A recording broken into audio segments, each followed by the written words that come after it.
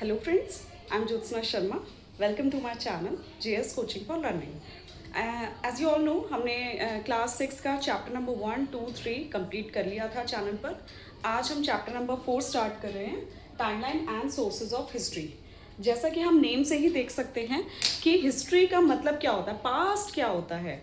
मतलब इस चैप्टर से हम स्टार्ट कर रहे हैं बेस बनाना आपका हिस्ट्री से, पास्ट से आपको थोड़ा फेमिलियर करवाना कि इसका मतलब क्या होता है. अब आप जो बुक्स में देखते हैं, हिस्ट्री की बुक्स में देखते हैं, उसमें बहुत पास्ट की बात की होती है, कितने सालों पुरानी बात, millions of years ago, thousands of years ago. तो ऐसा कैसे पॉसिबल है, हम लोगों को कैसे पता कि इतने पहले क्या हुआ था. तो इस चैप्टर में हम बात करेंगे कि कैसे हम इन चीज़ों के बारे में पता कर पाते हैं, कौन कौन लोग हैं जो हमें ये इन्फॉर्मेशन दे पाते हैं, और कैसे हम जान पाते हैं कि हिस्ट्री में क्या हुआ था, पास्ट में क्या हुआ था. ठीक है, तो आइए चैप्टर स्टार्ट करने से पहले आज की क्लास में हम 4 टर्म्स के बारे में बात करेंगे कि वो क्या क्या होती है, जिसके बारे में आपको जानना बहुत ज़रूरी है. The first term is geologist. Geologist का मतलब होता है ऐसे लोग जो physical features of the earth की बात करते हैं, वो study the physical features of the earth. Geo का मतलब ही जैसे कि आप समझ पा रहे हैं, जियो का मतलब होता है अर्थ. जो अर्थ के बारे में, जो फिजिकल फीचर्स के बारे में जो पढ़ाई करते हैं, जो स्टडी करते हैं, जैसे माउंटेन्स हो गए, हिल्स हो गए, rivers, ocean, seas and plains, plateaus, इन सब के बारे में जो स्टडी करते हैं, फिजिकल फीचर्स, जो फीचर्स हमें दिखाई देते हैं अर्थ पे, उनके बारे में जो बात करते हैं, जो पढ़ाई करते हैं, स्टडी करते हैं, और उनकी वजह से हम जान पाते हैं इन सब फीचर्स के बारे में, तो उनको हम कहते हैं जियोलॉजिस्ट. क्या कहते हैं? Geologist. So the next term is paleontologist. आप देख पा रहे होंगे, paleontologist who study the remains of plants, animals, humans from millions of years in form of fossils.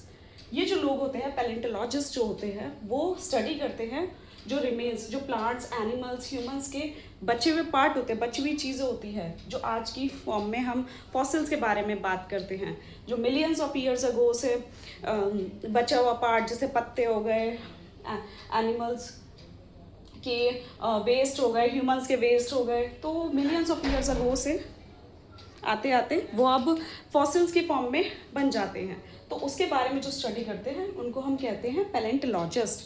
So the next third term is anthropologist. Anthro का मतलब ही आप सब जानते होंगे, जो ह्यूमंस के बारे में बात करते हैं. ठीक है, तो एंथ्रोपोलॉजिस्ट का मतलब होता है वो study the human societies and culture from oldest time to present.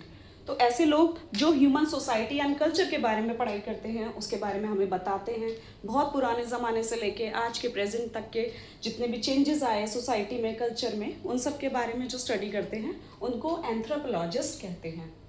So the next fourth term is archaeologist. इससे तो सब लोग ही फेमिलियर होंगे. आर्कियोलॉजिस्ट यानी जो पास्ट के बारे में बात करते हैं, वो study the past by digging up remains that people, plants and animals left. तो ऐसी चीज़ें जो बहुत पहले के ज़माने में, बहुत पहले से एनिमल्स ने छोड़ दी हो, ह्यूमंस ने बना के छोड़ दी हो, तो ऐसे लोग जो चीज़ें हमें मिलती है पास्ट की, उनके बारे में स्टडी करते हैं, उनको आर्कियोलॉजिस्ट कहते हैं. तो आर्कियोलॉजिस्ट इनके बारे में कैसे पता कर पाते हैं? अब ये सब सामान हमें अपने घरों में तो नहीं मिलते होंगे, हम ये आर्कियोलॉजिस्ट लोग जो होते हैं वो डिग करते हैं, वो ज़मीन को खोद के नीचे से देखते हैं कि ज़मीन के नीचे बहुत साल पहले क्या होगा, क्या नहीं होगा, तो उसके बारे में जो स्टडी करते हैं उनको कहते हैं आर्कियोलॉजिस्ट. सो आज की क्लास में हम ये 4 टर्म्स के बारे में बात कर ली हमने, और ये आपको पता होनी चाहिए. Geologist, paleontologist, anthropologist and archaeologist. Geologist name से समझ आ रहा है, जियो यानी physical features of the earth, जो अर्थ के बारे में बात करते हैं.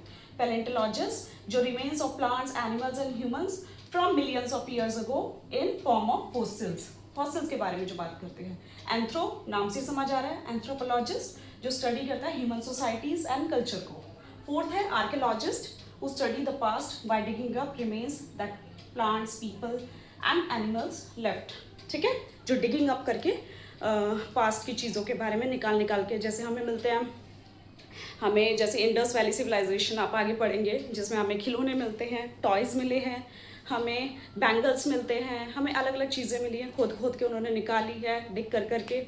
तो ये सब चीज़ों से हम समझ पाते हैं, ठीक है। तो थैंक यू, आज की क्लास में इतना ही बहुत है। आपको 4 टर्म्स के बारे में ज़रूर याद रखना है। द नेक्स्ट क्लास में हम आगे के चैप्टर के बारे में बात करेंगे। Thank you so much guys.